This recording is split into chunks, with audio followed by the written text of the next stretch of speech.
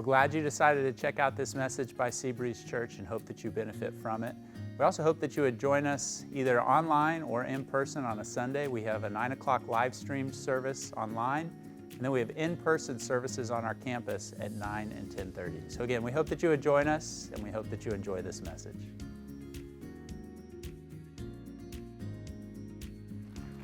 Well, thank you so much, Bevan, and good morning, everybody.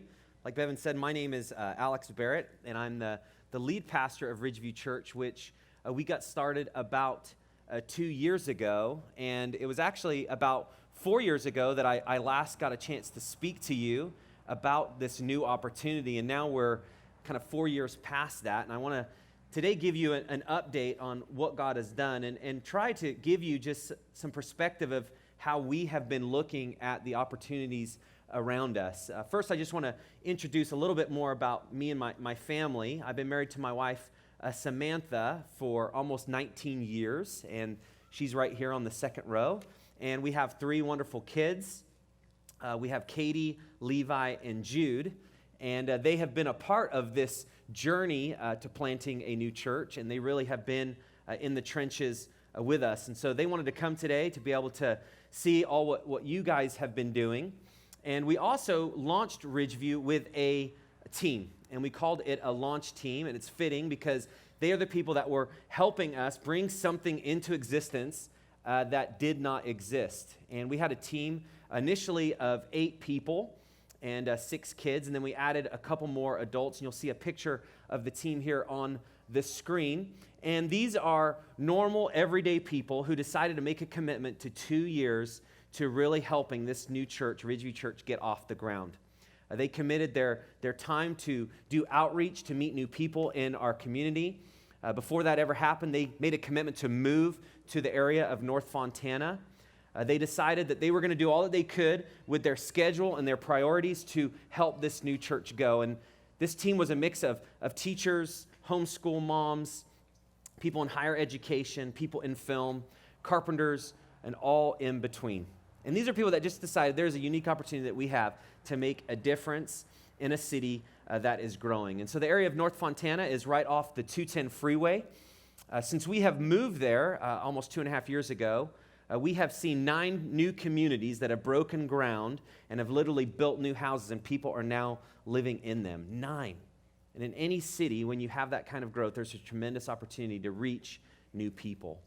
And that's why we started this church. We really wanted to take the opportunity that we had to share the difference that Jesus can make in a life and invite people to that life.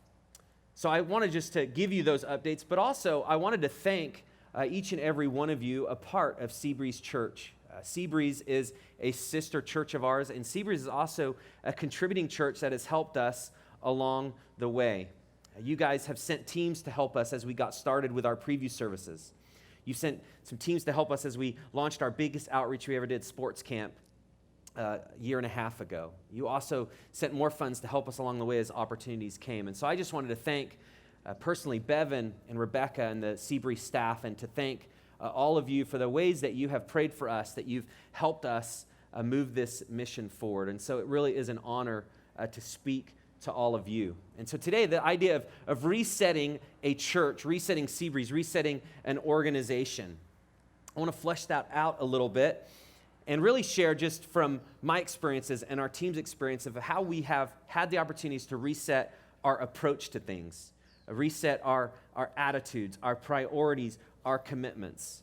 When you decide to launch a new church, you have to actually look at life completely different, because like Bevan said, all hinges on, will this survive? Anytime you start something new, you have this window of opportunity to reach people. You have a window of opportunity to take what is new and introduce that to new people. But as you're talking about reset, there's something that kind of comes to my mind that I just want to speak on very briefly. And that's the idea of resetting and failure sometimes are tied together. It's January 31st. It's the last day in January. How many of you made New Year's resolutions? Like we like to do that? Some of you don't even want to raise your hand. You're like, no, I'm not even going to acknowledge that. Because what tends to happen, we make a reset in a new year, like I'm going to approach my diet differently, my exercise differently, my discipline differently, my family, my relationships differently. And then like the days go by, the weeks go by, and usually by the end of the month, of the first month of the year, we've already experienced failure. The resets that we hope to happen sometimes don't. We had good intentions, but the change didn't happen. Or if you think of reset, sometimes you think of just how do I reset something and have a different approach with all that I have going on in my life. Maybe it's not failure. Maybe it's just where does this fit? How do I re-look at something when I already have so much on my mind that I have to think about? I can find myself in both of those camps a lot. So today, the kind of big picture premise of resetting any organization and resetting any life, it involves risk. To reset involves risk. Well, why is that? Well, the definition of reset is this. It means to act in an instance or setting, adjusting, or fixing something in a new or different way. Now, anytime you go about something in a new or a different way, there's a risk involved. It means that we have to think differently. We have to go about things differently. We need to adjust our expectations. We need to actually think before we've done something that we maybe done for so long. So to reset involves risk, something new and something different. Now, risk is also a very interesting word. I believe it's probably the opposite word of the one that we've heard so much the last 3, 6, and 9 months, and that word is safe. How many of you have heard the word safe recently? Right? Be safe, stay safe. That's what we're told. And certainly in this climate, there's an aspect of safety which is very important. In the middle of a crisis, a health crisis, you do need to be wise. You need to handle yourself in a way that is safe. But sometimes the very word safety or being safe or staying safe can sometimes limit some of the change that we need to see in our life. And so I kind of want to flip the script. And instead of talking about safety, let's talk about what does it mean to actually risk. How do we risk, not in a reckless way, but how do we actually risk in a way that's going to make a difference? And again, I want to share from my own life. And when we started Ridgeview Church, we pulled a team together like I'd shared, and this team was committed to a few things. And this was something that we had to keep coming back to and keep coming back to. It's the vision of why are we doing this? Now, if you've ever gotten into something new, you ask that a lot. Like if you want to get exercise and you begin to start running and you've not run before, about minute 2 in your new run, you're like, why am I doing this to myself? Or if you've ever tried to cut carbs and you love carbs, any people who love carbs out there? See, now I'm getting the hands. Yeah, carb lovers unite, right? Anytime you're trying to cut carbs, you think, why am I doing this to myself? Maybe you don't want to speed on the freeway and you think, why am I doing this to myself? Any change that's different from the way that we've been doing it, you begin to question. And when we started a new church, those questions were still the same.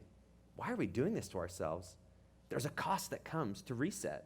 There's a cost that comes to doing something new. But the vision that we always had was this: how can we act with a boldness like we've never had before? How can we take initiative like we've never had before? And then how can we be a church that trusts God like we've never trusted God before? And those are the 3 themes that I want to highlight just of our journey of planting a new church. And that is to risk against passivity, to risk against fear, and to risk against holding back. And so I hope as I share some of the story of our church, that you'll learn this is more than just starting a church. Because you start a church and then once it's launched and then it's over. What comes next? But this is actually about how do we reset and be a part of the greatest adventure to see lives changed. How can we reset to see light of the gospel of Jesus Christ come into the darkness? Because that is always having to happen. And we always need to reset and recalibrate so we can align with God's purposes. So I want to start with kind of the main theme that we tried to focus on the last 2 to 3 years as we launched this new church. And here's the first one. Point 1. Instead of passivity, we will take initiative. There's a part in all of us, whenever we try to do something new, it's very easy to hold back, to be nervous, and to kind of stand there and wait for things to happen. But when you start a new church, you actually cannot wait that long because, like Bevan said, the stakes are there. You're trying to survive. You're trying to reach people, and you have to take initiative. And I want to share a theme verse that was kind of our focus since the beginning of launching Ridgeview, and it's Isaiah 52:7. It says, "How beautiful on the mountains are the feet of those who bring good news, who proclaim peace, who bring good tidings, who proclaim salvation, who say to Zion, your God reigns." Now, there's a few things about this verse which stand out to me. The first is feet are beautiful. Sometimes when you read the scriptures, you're thinking like, okay, you got my attention. Got my attention, God, because that's usually not the sentence I put together. But the reason the feet are beautiful here is not because of what they look like, but it's because of what the feet do. Notice what the feet are doing. The feet are moving. They're in motion. They have action to it. So that's the first thing. There's these feet that are beautiful because of what they're doing. They're moving forward. But then they're also bringing a message. And what kind of a message is it? It is a message that is good. So that's the second thing. It's not only feet in action, but they're bringing a message that is good. Now, here's what's very interesting about this season of life. I am not inundated in my life with good news. Most of the time, I'm inundated in my life with bad news. In fact, this morning, I was going to kind of look at headlines and use it as an illustration of how sometimes we can be so drowned out by the chaos of life that I looked at some headlines, and before I knew it, I had stopped my prep for this sermon, and I was sucked into the bad news I was reading. So I became the very illustration I was wanting to communicate. Bad news is everywhere. Bad news gets our attention. Bad news draws us in. But when you're a follower of Christ, we are the messengers of good news. In fact, we are the messengers of the best news possible. And that is the best news that the verse says at the end, that there is salvation found in God who reigns. Salvation meaning that despite our sin, despite what we've done, we can find forgiveness through Jesus. We can actually have the greatest restart ever. Despite the fact that we've gone our own way, through God's grace, we can reset and have new life in Him. That is the best news that everyone is longing for, the best news that they hope for. But in this passage, that's not even it. There's also a sense of which God's people can take initiative to bring peace.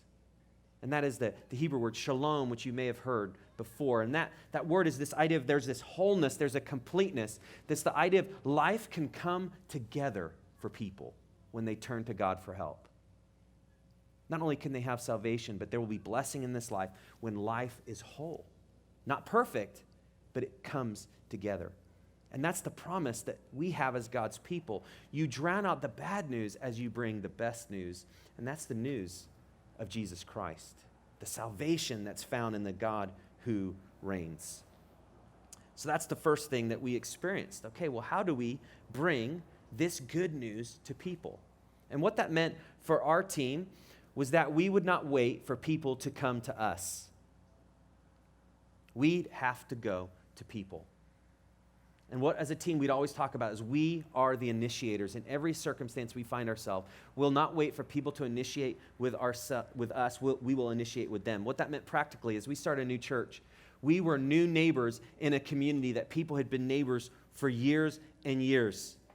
And we threw a block party for our neighbors.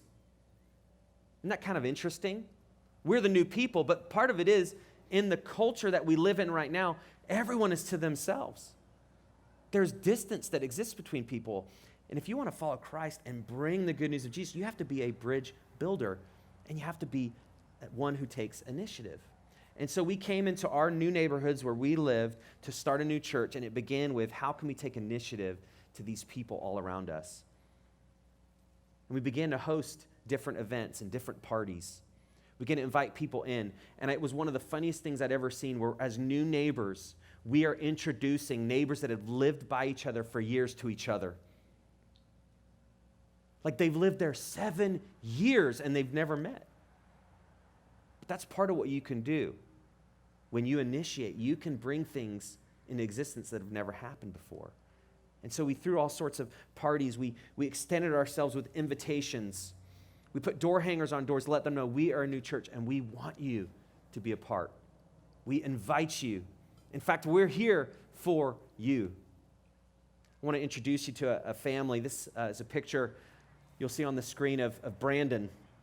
And Brandon was the first person that came to Christ at Ridgeview Church. This was before our grand opening. It was December of 2018. And Brandon got a door hanger. He lived in the neighborhood where our new church was meeting. And the fact that a church came to his neighborhood, he saw it as a sign from God. It's really a powerful thing when people start thinking there are signs from God. And he got this door hanger and he went inside and he told his wife, he's like, this church is just coming to our area. We need to go check it out. So Brandon became part of our church, and he began to want to help us get launched. And he was not a follower of Christ, but he loved the events that we're doing. He loved our services, and every single thing that we were doing, him and his family came to. And then in December of 2018, he decided that he had been looking for purpose and meaning and never found it. His comment was, I go to work, I come home, and then I wake up and I do it all over again. And his life was empty. There was something he was longing for. And Brandon committed his life to Christ. He decided to surrender his life and follow Jesus. His wife, Corey, had grown up in the church, but had actually fallen away. And this last August, she rededicated her life and was baptized at our church. And Brandon was baptized a few months before that. Their son, Cohen, had been coming around Ridgeview since the beginning as well. And he committed his life to Christ. And so part of just this risk, by taking initiative instead of being passive, you can see lives, families, and generations changed. This is just a reminder.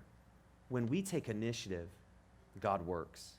When we build bridges, God helps us move to people. So here's a question that we continually asked ourselves as we talked about initiative, and it's this. What can I see, say, or do? If you want to take initiative in your life, this is the question you can always ask. What is going on around me? Where is God working? And how can I open my eyes to see it?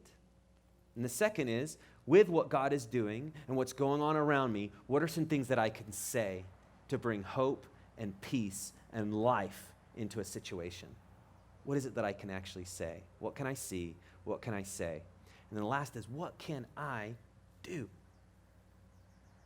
Is there an opportunity to serve? Is there an opportunity to, again, close the distance that exists between people, to serve and love those around us? So that was the first lesson. Instead of passivity, we will take initiative. The second is this. Instead of fear, we will choose boldness. Now, I don't know if you've ever started anything. Certainly when we want to change, we do that. But there's a lot of fear that exists in my life when I do new things. And certainly the most fear I've ever experienced was starting a new church. It's the type of fear that kind of wakes you up in the middle of the night. Have you had that type of fear before? Like where you wake up and all of a sudden you get really nervous because you see how dark it is and you know it's not wake up time yet. Speaking of waking up, that will wake you up. If you're asleep, welcome to Seabreeze. We're so glad you're here. But instead of fear, we will choose boldness. For me personally, when we started the church, like Bevan mentioned, there were just some nagging things that kept cropping up in my life, like, how will this work? Have you ever been up against something and you ask that question? Maybe it's just change that you long to see happen in your life, long to see happen in your kid's life, long that you see happen in the community, wherever you find yourself. How is this change going to happen? And I'd wake up sometimes 3:30, 4 in the morning. By the darkness outside, like it's too early, but my mind would start racing and I just couldn't fall back asleep. And so much of it was fear. And for about 18 months when we started the new church, it was just the same thing. I'd wake up, my mind is racing. What about this person? What about this event? Who will do this? And then the question of a new church you always ask, will anyone show up? That question is always real. Will anyone come to what we're doing? Will anyone care about what we're doing?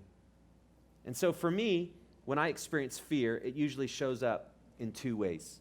The first is I can be hasty to solve my own problems. How many of you would consider yourselves problem solvers? You like to solve problems. Now, how many of you are married and been told that before? You like to solve my problems. As husbands, sometimes that we can get into that mode if you're married. We kind of like to solve our family's problems. For me, what happens when I experience fear is I want to solve problems and I want to be hasty and as quick as possible to solve it. Now, some of that can be good in a crisis, but some of it also, hastiness is I'm just going to figure out the quickest solution, maybe not the best solution. So when I'm hasty, I'm looking for a quick fix, maybe not something that's wise. So that's how it shows up beginning for me. Fear. I get hasty to solve my own problems on my own power, on my own terms. The second is I just run away. Now, I probably don't physically do that, but in my mind, I can check out. There's all sorts of holes that I may see, and it's easy to run from a problem. Have you experienced that in your life? It's like this just jumbled mess of all sorts of tangled string and yarn, and you just look at it and you're like, you know what? I'm just going to act like I didn't see that. That's how life feels, a tangled mess that we'd rather just move away from. But when you try to reset, you actually have to move towards the mess of things. In fact, there's so much ministry that's in the mess of life. And so as I was battling my own fears and my own hastiness and my own running, God gave me a word. It's a few verses from what I shared with you earlier in Isaiah 52. And this is a promise to God's people. Specifically, this was written to the Israelites. And notice this promise from God. He says, "But you will not leave in haste or go in flight." When all your circumstances are mounting against you, when you're entering a circumstance where you don't know what to do, the promise is, you will not leave in haste or go in flight. For the Lord your God will be before you. The God of Israel will be your rear guard. This is such a powerful picture. It means as you're breaking new ground and you're restarting and you're moving forward, you're not going to a territory where God has never been. In fact, God is there before you. You're not going alone.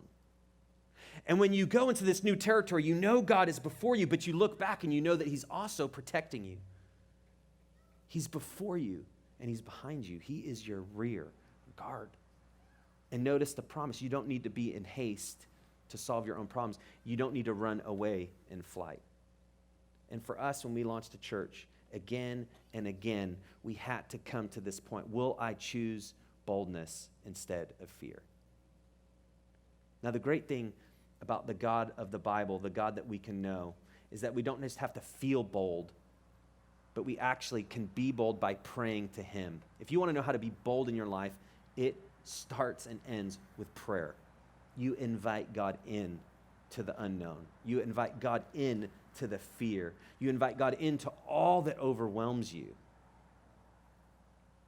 And for us, as we launched the church again and again, we were faced with things that we didn't know what to do. The first was just how can we actually reach people and share the love of Jesus with them? So one, it's just a fear of how do I reach out? How do we extend and invite people? And as a team, we would pray regularly for all the different places we would go to be able to meet new people, to invite them to the church. Early on in the church, I decided that I would be going to the gym to meet new people. And I went to the gym, and I'm like not a gym rat, in case you were confused. But I don't spend a ton of time at the gym. So I was kind of one of those people that I feel a little bit out of my element, and everyone's doing the things, and I don't want to be that guy that doesn't know what they're doing. And so everyone's working out, and they all know what they're doing except for me. And I'm just like, oh, I'm not going to meet people here. This is real. And I'm doing kind of the workout by the walk. Like, what'd you do? I kind of walked from one equipment to the other.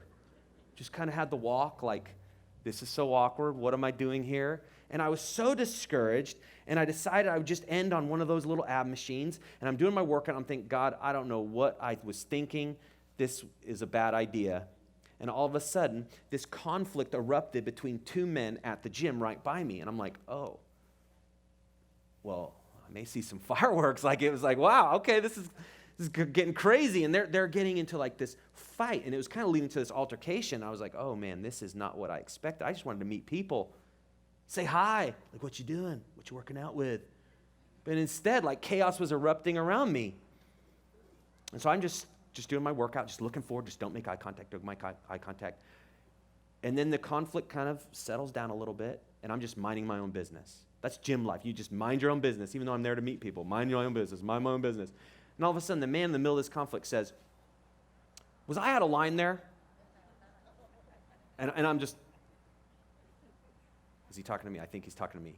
Say something, Alex, say something. And all I said was, yeah, I think you came on a little strong. I was like, I've never said that in my life. What did I even, that was like a weird phrase I even said. And I'm just, and he's like, you think so? I was like, yeah, I think you kind of like escalated the conflict. And so we begin talking. He says, well, what, we're talking, well, okay, well, that's helpful. You think I should have handled that differently? It might have helped. And he says, what do you do?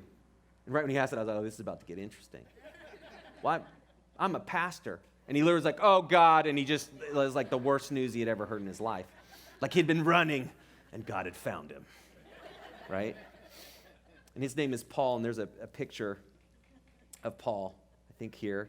And he had come to our church. This is him and his girlfriend.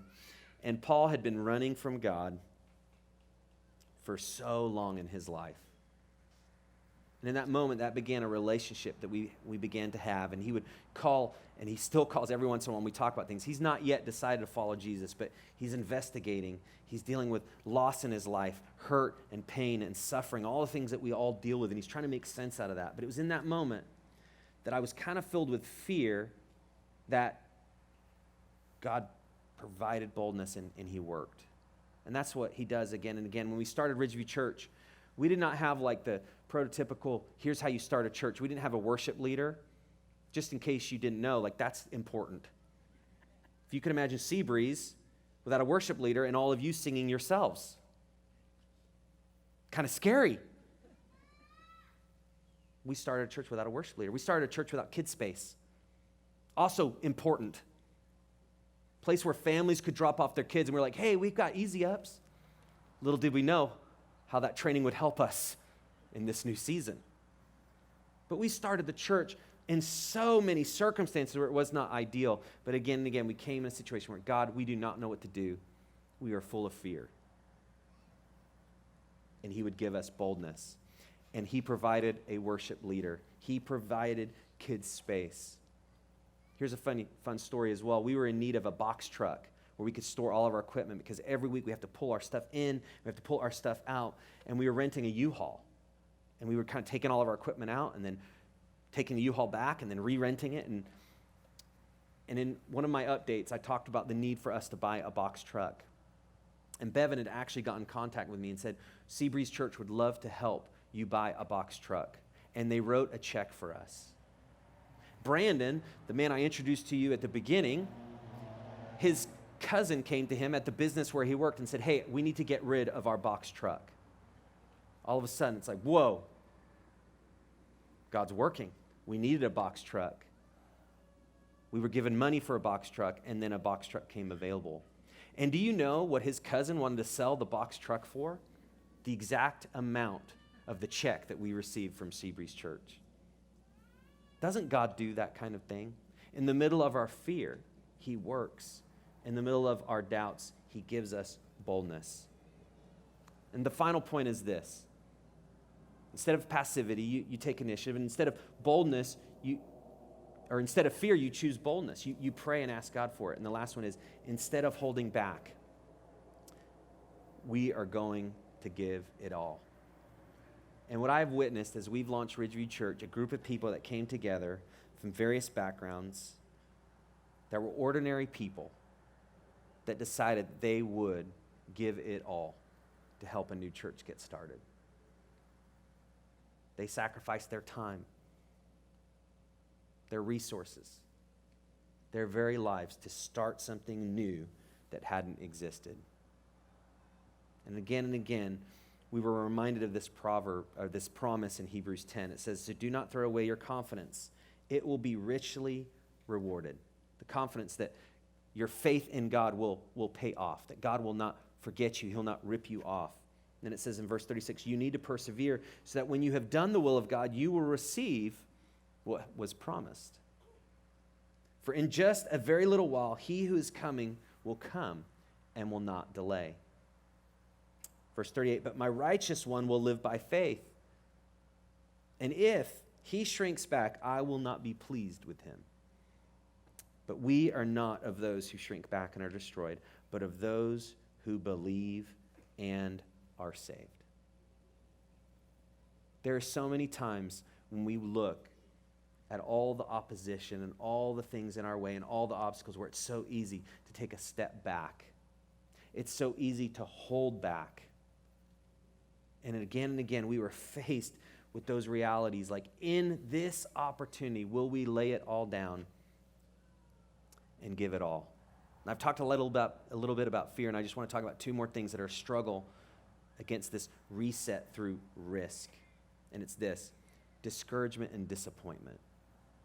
For so many times for me, my progress of holding back and just kind of wanting things for myself were catalyzed by those two things, discouragement and disappointment. Discouragement is that idea of it's not worth it.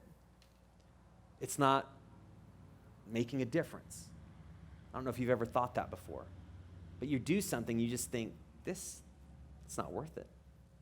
And then disappointment is it's not what I want and it's not what I thought. Our expectations are different than what we see. And again, discouragement and disappointment are those things that just tend to push us down. And they got our shoulders and they push us down. It's very hard to make progress. But what I love the promise of this verse in Hebrews is, but you know that we serve the God who in faith will help us. And we do not have to be the people that shrink back. Even when we're discouraged, even when we're disappointed, we can move forward in faith knowing that he will help us. That's our confidence. He will go before us. He will be our rear guard. And for us as a church, there's one final theme verse that I want to share with you, and it's Proverbs 11:25. This was the commitment that we made.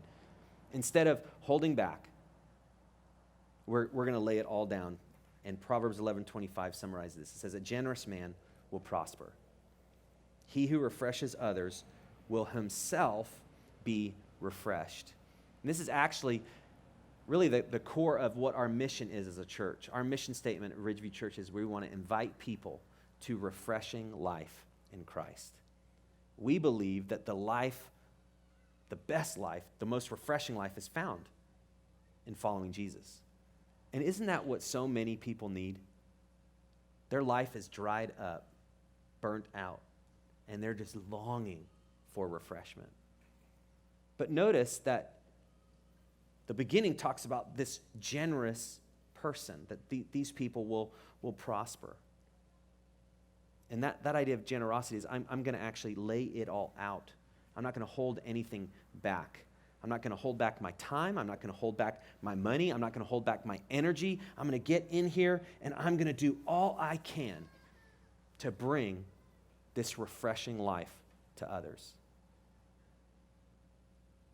Now, if you're like me, you think about all of these things, there's a lot of risk involved, like I've described. There's a lot of moments where it feels like if we do this, what about us? And that's why I love this promise. Because if you are generous, your life will be prosperous. It will be blessed. And if you make a commitment to bringing refreshment to others, God will bring that back to you. So instead of passivity, to reset, we will take initiative. Instead of fear, to reset, we will choose boldness. And then instead of holding back, we will lay it all down to extend this good news of salvation to others. I want to share two final pictures, which represents where we are now as a church. And this is Ridgeview at the park. And when we started Ridgeview, it may be hard to see, but all of those people we didn't know yet. We hadn't met. And there's another picture here, and I love this imagery because you have a church that's surrounded by these great trees, and I think that just perfectly illustrates this idea of the seed of faith. When you reset to be a part of something that God wants to do, he grows it, and he provides this shade covering of the most refreshing life that you can have. So I can't wait to see what God continues to do with Ridgeview Church as we trust him. And I can't wait to see what God does with Seabreeze Church as you continue in this new season to look at how God can use each and every one of you to reach people in this community. So thank you for having me. I'm going to close this in prayer as the band comes up. Let's pray. God, thank you for this church, for the work that you're doing. Thank you for Bevan and Rebecca and the rest of the leadership, for the way that they are moving forward in faith to trust you to continue to reach people here in Huntington Beach and beyond.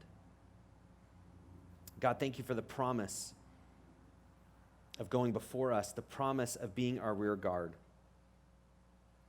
God, show us the opportunities around us, what we can see, what we can say, and what we can do. Show us, God, also if there's anything that we are holding back. Show us our fears and maybe our own attempt to reconcile them. God, will you speak to us right now, God? We need you to lead us forward. We need you to give us the boldness, the initiative, and the surrender that we need. And so we ask for your help. In the name of the Lord Jesus, we pray. Amen.